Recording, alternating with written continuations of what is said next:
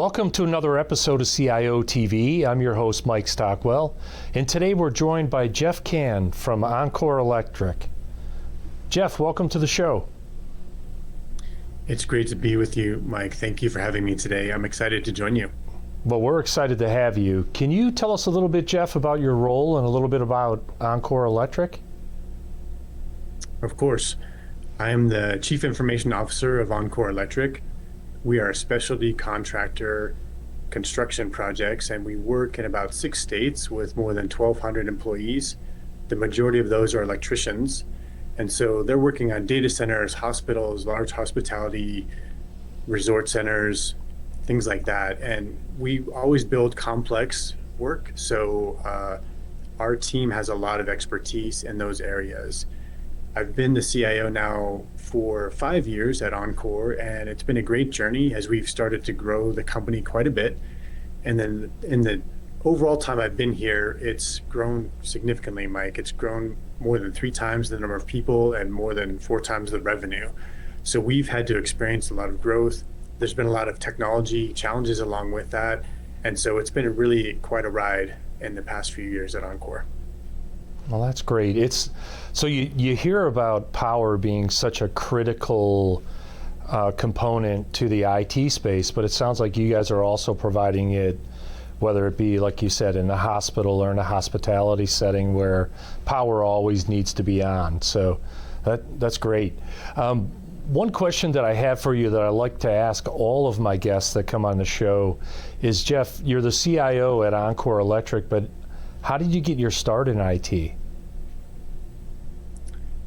Great question. I grew up in a household with kind of a hobbyist computer person. My father, he was one of the people who got one of the first personal computers. And so we did some basic programming with it when I was in school. And then fast forward, when I was in college, I was working in a lab where it was plant biophysics. And it turned out that our research required us to interface a lot with technology. And so we had to maintain programs and do a lot of work in the electronic space. And I got a lot of help with that, but ultimately that led me to an early career in software development. And after doing that for about 8 years or so, I turned my attention more toward leadership.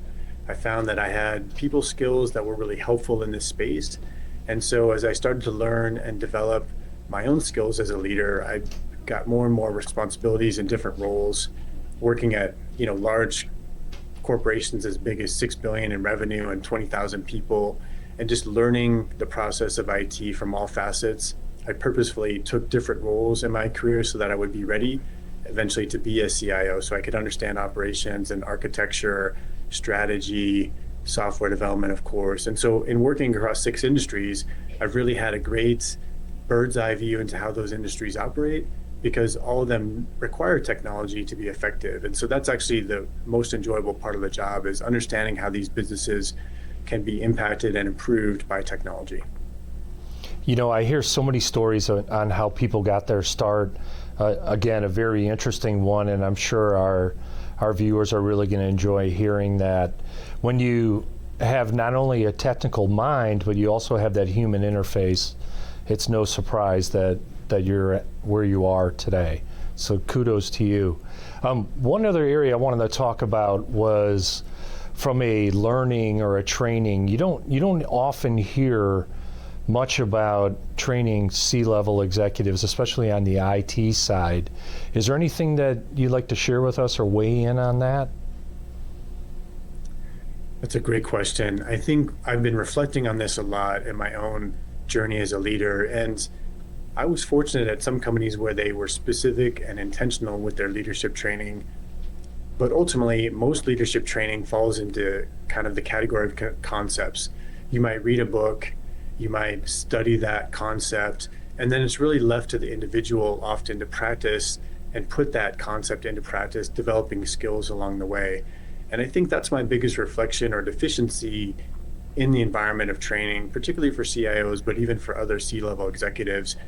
Sort of that old Marshall Goldsmith sentiment of what got you there won't get you here is sort of, that kind of describes what we're doing. If I'm a really great technician or a technical person, those skills are relevant as a CIO, but there's other skills that I need to develop. And so it's hard for many of us to take those concepts in a book, put them into practice, and have that reinforced skill development, that behavior changes that we need to be really good at, say, listening, interacting with people, showing empathy, being able to make decisions. These are all skills that most of us can learn, because really only 10% of us are really natural born leaders, and the rest of us have to actually practice at it like any other skill set. And so I think it's really that emphasis on skill building over a period of time that's really deficient in training CIOs in particular. Oh, very good. Well, unfortunately, that's all the time we have for today's show. I really appreciate you joining us, Jeff. It was a pleasure meeting you, and I wish you nothing but the best going forward. It was a pleasure being here, Mike, and I thank you for your time, and you guys have a wonderful day. You too. Well, that's a wrap. We'll see you next time on CIOtv.